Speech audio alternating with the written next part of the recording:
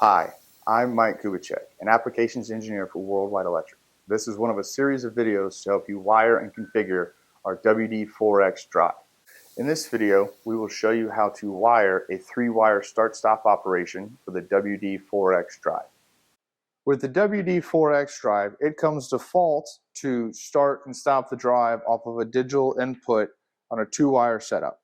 For a 3-wire setup, we will need to land our start and stop buttons on terminals P1 and terminals P2. You will wire from terminal CM, which is your common, out to both buttons. The CM terminal wire will land right here. Now there are multiple CMs on the drive, and they are all internally jumpered, so it does not matter which one you come from. So this is our common going out to both our start and stop buttons.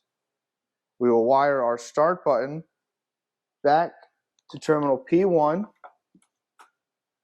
for digital input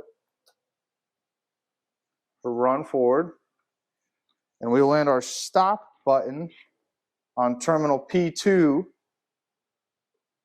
put it in the 3-wire start-stop mode. So with our stop button made, we hit start, the drive will run. When we open up the stop button circuit, the drive will stop until we hit run again.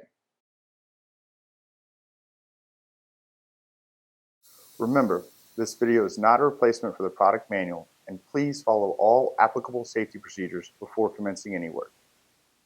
I hope you found this video helpful. Remember, our website is an excellent source of product documentation, and we have other helpful videos on our YouTube channel.